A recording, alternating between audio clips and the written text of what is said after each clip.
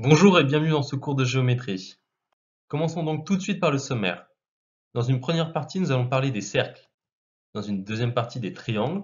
Dans une troisième partie, des différents quadrilatères. Dans une quatrième partie, d'autres figures que vous devez connaître.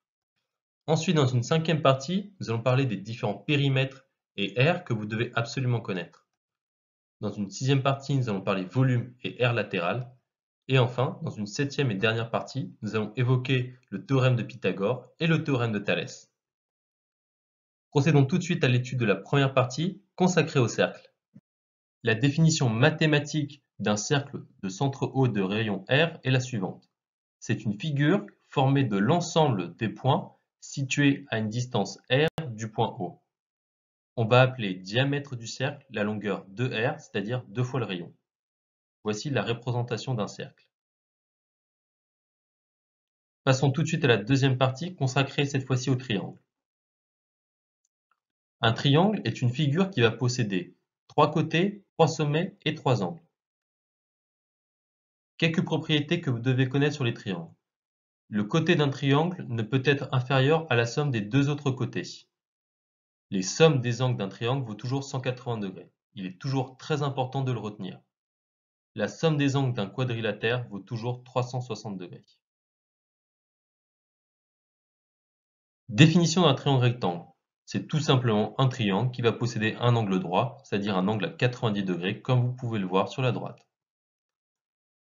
Une propriété qu'il faut connaître sur les triangles rectangles, si les trois angles d'un triangle valent 30 degrés, 60 degrés et 90 degrés, alors les trois longueurs sont liées de la manière suivante. On a une longueur qu'on note C, l'autre longueur va valoir 2C, et la troisième longueur va valoir C racine de 3. Un triangle isocèle, c'est un triangle qui va posséder tout simplement deux côtés de même longueur. Une propriété qu'il faut connaître sur les triangles isocèles, si leur sommet mesure 60 degrés, alors il est équilatéral. Définissons donc directement ce qu'est un triangle équilatéral. C'est tout simplement un triangle qui possède trois côtés de même longueur et trois angles égaux. Vous avez une représentation d'un triangle équilatéral sur votre droite. Procédons maintenant à l'étude de la troisième partie qui est cette fois-ci consacrée au quadrilatère. Un quadrilatère, c'est une figure qui possède quatre côtés, quatre sommets et quatre angles. Premier quadrilatère que vous devez connaître, un trapèze. Ça va être un quadrilatère possédant deux côtés opposés parallèles. Sur la figure, il se situe ici et ici. Définissons maintenant ce qu'est un parallélogramme. Un parallélogramme est un quadrilatère dont les deux côtés opposés sont parallèles 2 à 2. Quelques propriétés à connaître d'un parallélogramme. Les deux angles opposés sont égaux 2 à 2. Vous le voyez ici. Cet angle-ci est égal à celui-ci. Et cet angle-là est égal à cet angle-là. De même, les diagonales du parallélogramme se coupent en leur milieu. Vous voyez très bien ici que la longueur ici et ici sont la même, et ici sont les mêmes. Vous avez souvent entendu parler du losange. Ce qu'il faut savoir, c'est que c'est un parallélogramme dont les diagonales sont perpendiculaires. Vous voyez l'angle droit ici. Un rectangle, c'est un quadrilatère dont les côtés sont parallèles 2 à 2. Une des propriétés d'un rectangle, c'est qu'il possède 4 angles droits. Enfin, définissons ce qu'est un carré. C'est un quadrilatère dont les 4 côtés sont de même longueur. Ce qu'il faut savoir, c'est qu'un carré est à la fois un rectangle et un losange. Passons désormais à la quatrième partie, qui est cette fois-ci consacrée à d'autres figures qu'il faut que vous connaissiez. Un pentagone est une figure qui dispose de 5 côtés. Un pentagone régulier est une figure à 5 côtés égaux. Un hexagone est une figure à 6 côtés. Un hexagone régulier est une figure à 6 côtés égaux. Un heptagone est une figure à 7 côtés. Un heptagone régulier est une figure à 7 côtés égaux. Et enfin, un octogone est une figure à 8 côtés, tandis qu'un octogone régulier est une figure à 8 côtés égaux. Dans cette cinquième partie, nous allons parler des périmètres et des aires que vous devez connaître. Voici les différents périmètres que vous devez connaître par cœur. Un cercle de rayon R a pour périmètre 2 fois pi fois R. Rappelons que pi est un nombre irrationnel environ égal à 3,14.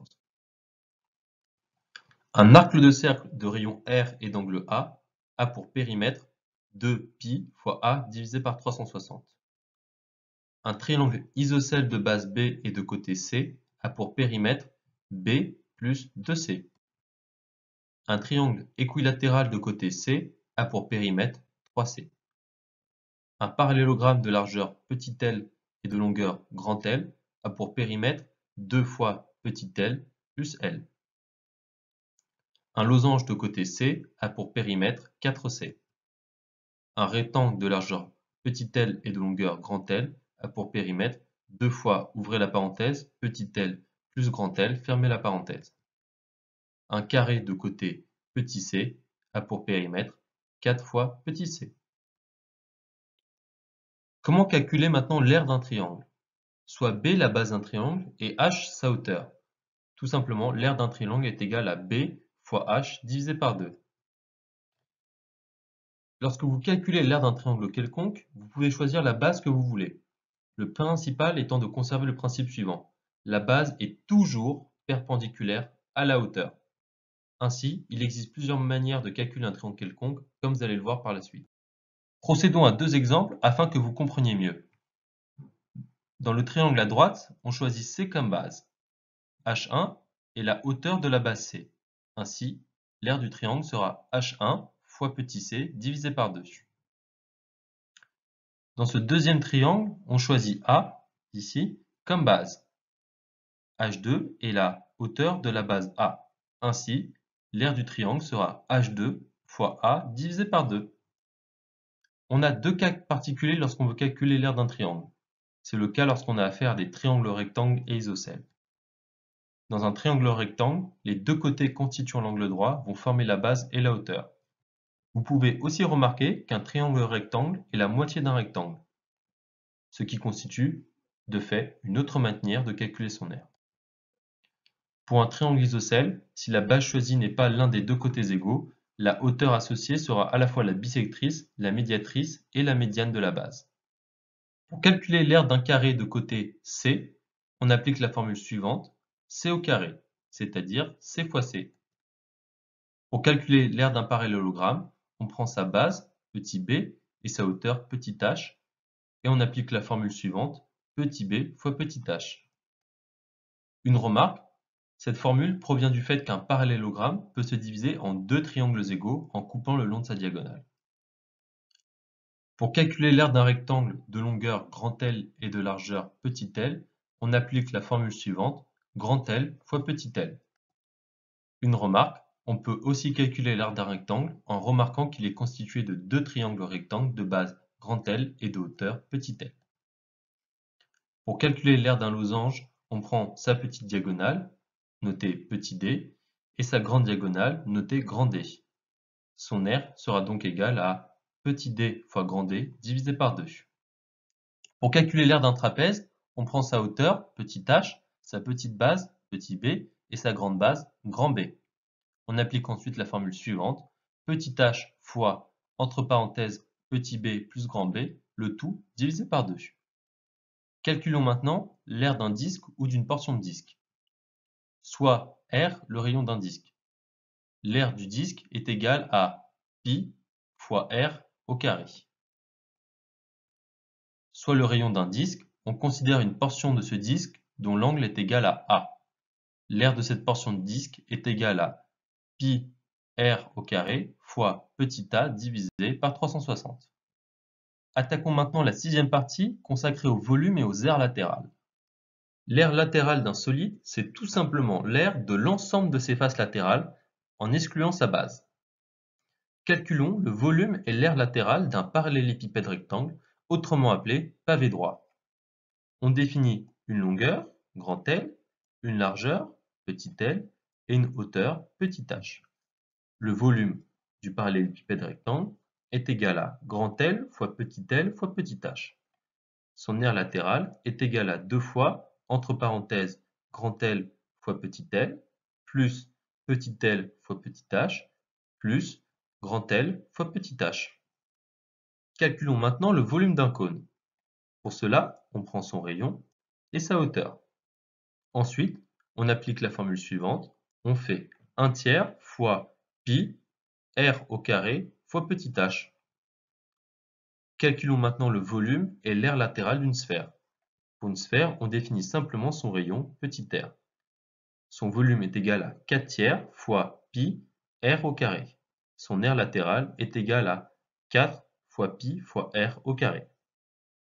Enfin, calculons le volume et l'aire latérale d'un cylindre.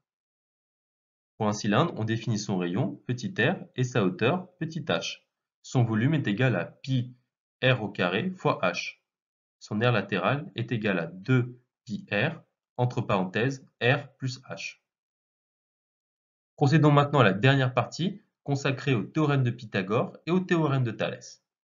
Pour appliquer le théorème de Pythagore, on part d'un triangle rectangle.